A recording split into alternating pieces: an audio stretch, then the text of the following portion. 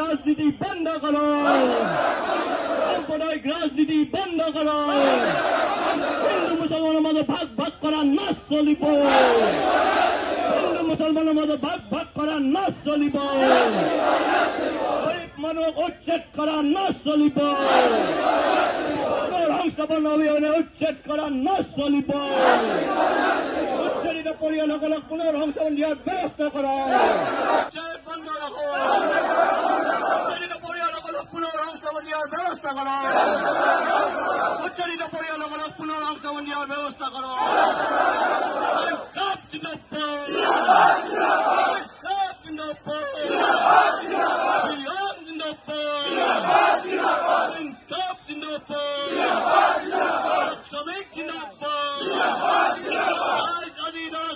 BJP সরকার হুঁশিয়ার, হিন্দু মুসলমান আজি রাজপথত বিজেপি সরকার হুঁশিয়ার, হিন্দু মুসলমান আজি রাজপথত বিজেপি সরকার হুঁশিয়ার। বিগত রচনা করে উচ্ছেদ বন্ধ রাখো, রচনা করে উচ্ছেদ বন্ধ রাখো, উচ্ছেদিত পৰিয়ালসকলক পুনৰ সংস্থাপন দিয়াৰ ব্যৱস্থা কৰক, উচ্ছেদিত পৰিয়ালসকলক পুনৰ সংস্থাপন দিয়াৰ ব্যৱস্থা কৰক, উচ্ছেদিত পৰিয়ালসকলক পুনৰ সংস্থাপন দিয়াৰ ব্যৱস্থা কৰক।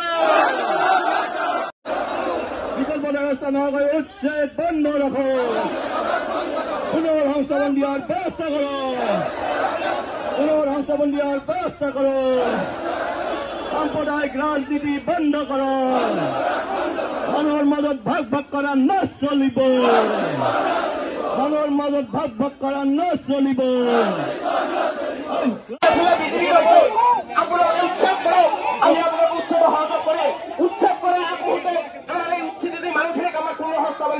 মুখ্যমন্ত্ৰী মহোদয় আপুনি বাৰে বাৰে কৈ আহিছিলে, আপুনি বাৰে বাৰে মিডিয়াৰ আগত কৈছিল চেমিনটো ভাৰতীয় মানুহখিনিয়ে আপোনালোকে মাটি পাব, ঘৰ পাব, আপোনালোকে স্থান পাব।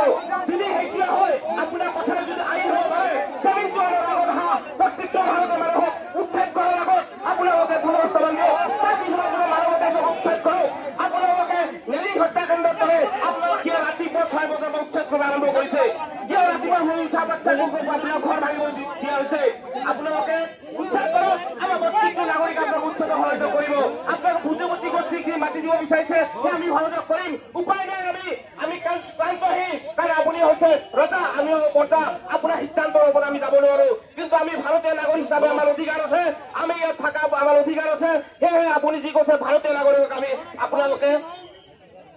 সংস্থাপন দিব, সেয়েহে আপোনাক কোনো সংস্থাপন নহকে আপোনাক উচ্ছেদ কৰা বন্ধ কৰিব লাগে। সেইকাৰণে আমি সৰ্বদলীয় লৈ আমি ঐক্যবদ্ধভাৱে আমি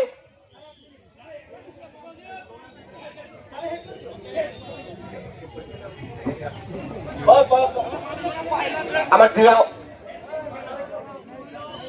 আচ্ছা ইতিমধ্যে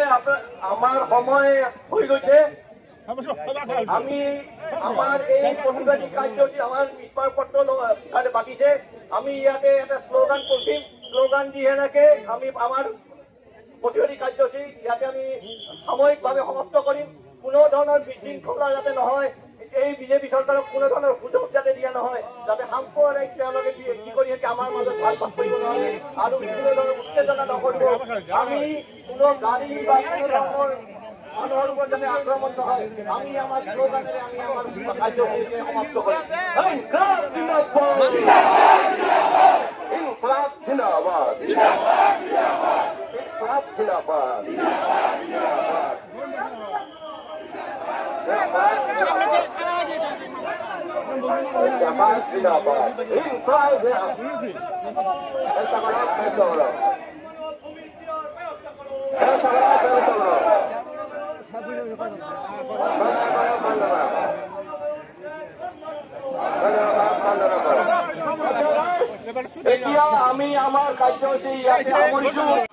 এটা কথাই কম, অসম চৰকাৰ তথা গোৱালপাৰা প্ৰশাসনক যে তেখেতসকলে যি উচ্ছেদ কৰিছে,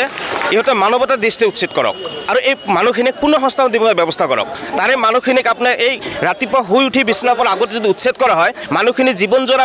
যি কষ্টৰ বিনিময় এটা ঘৰ বনাইছে এই ঘৰটো চকুৰ পলতে শেষ কৰি দিয়ে এইটো ক'ব বিচাৰিছোঁ অসম চৰকাৰ তথা গোৱালপাৰা জিলা প্ৰশাসনত যে আপোনালোকে উচ্ছেদ কৰিব বিচাৰিছে উচ্ছেদ কৰক কথা নাই এইটো আপোনালোকক আমি সহায় কৰিম কিন্তু কথা যে আমাৰ ৰাজ্যৰ দলৰ পৰা আমাৰ এটাই দাবী কৰিছোঁ যে আপোনালোকে মানৱতাৰ দৃষ্টিৰে এই মানুহখিনি পুনৰ সংস্থাপন দিবৰ ব্যৱস্থা কৰক আৰু মানুহখিনি আগতীয়াকৈ পুনৰ সংস্থাপন দিয়ক তাৰপিছত উচ্ছেদ কৰক এইটোৱে আপোনালোকক ক'ব বিচাৰিছোঁ অসম চৰকাৰ তথা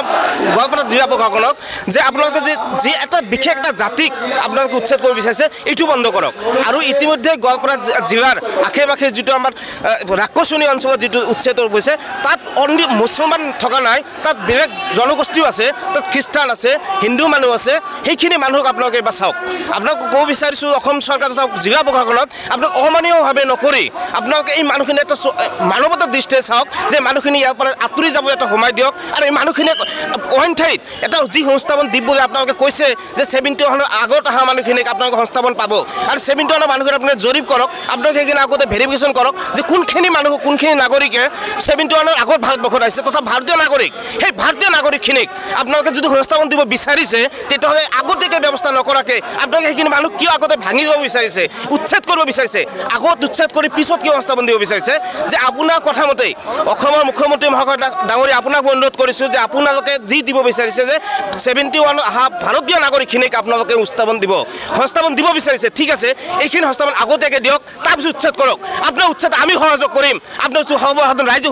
সহযোগ কৰিব আপোনাৰ যি ভূমি লাগে মাটি লাগে আমি আপোনাক বেদখল মুক্ত কৰাই দিম কিন্তু আপোনাক অনুৰোধ জনাইছোঁ এইখন মঞ্চৰ পৰা যে আপোনালোকে সেই উচ্ছেদিত মানুহখিনিক সেই নিৰ্যাতিত মানুহখিনিক আপোনালোকে উচ্ছেদ কৰাৰ আগতে অইন ঠাইত পুনৰ সংস্থাপন দিয়ক পুনৰ সংস্থাপন দিয়াৰ পিছত আপোনাক উচ্ছেদ কৰক সৰ্বসাধাৰণ ৰাইজে আপোনাক প্ৰতিবাদ নকৰে সহায়তা আগবঢ়াব মই ৰাজ্য দলৰ পৰা ক'ব বিচাৰিছোঁ ৰাজ্য দল পূৰ্ণ সহযোগ কৰিব আপোনাক আপুনি উচ্ছেদ কৰা প্ৰত্যেকটো খনত কিন্তু আপোনালোকে কৈছোঁ যে আপোনাৰ মানৱতাৰ দৃষ্টিৰে এই মানুহখিনি প্ৰথমে উচ্ছেদ কৰক আপোনালোকে চাওক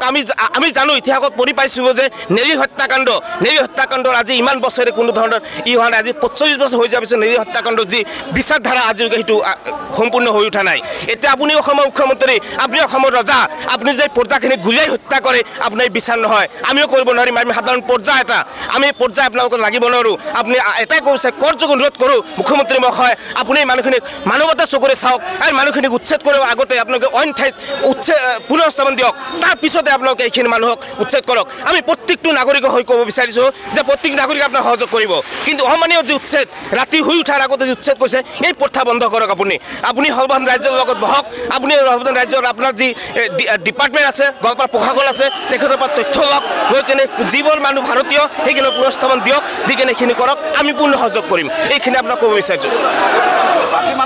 ক'ব বিচাৰিছোঁ সেই কথাটো মই ক'ব বিচাৰিছোঁ যে যিখিনি মানুহ 71 আগত অহা ভাৰতবৰ্ষত প্ৰাকৃতিক ভাৰতীয় নাগৰিক সেইখিনি মানুহ উচ্ছেদ কৰা যি পৰিকল্পনা কৰিছে বা পুনঃস্থাপন দিয়াৰ কাৰণে যি পৰিকল্পনা কৰিছে পুনঃস্থাপন আগতীয়াকৈ দিয়ক তাৰপিছত উচ্ছেদ কৰক আৰু যিখিনি মানুহ সঁচাই আমাৰ ভাৰতীয় নহয় সেইখিনি গুলাই মাৰক আমি আপোনাক সহযোগ কৰিম যিখিনি সঁচাই বাংলাদেশী ইয়াত আছে প্ৰত্যেকটো বাংলাদেশী ধৰক জেলত ভৰাওক আমি সহযোগ কৰিম আৰু যিখিনি মানুহ আমাক গোৱালপাৰাৰ নহয় আপোনালোকে কৈছে যে যিখিনি মানুহ অন্য জেগাৰ পৰা আহিছে তেখেতক সংস্থাপন দিয়ক সেই সমষ্টিতে সংস্থাপন দিয়ক আমাৰ ক'বলগীয়া একো নাই আমি ক'ব বিচাৰিছোঁ মানুহক সংস্থাপন দিয়ক আগত পিছত উচ্ছেদ কৰক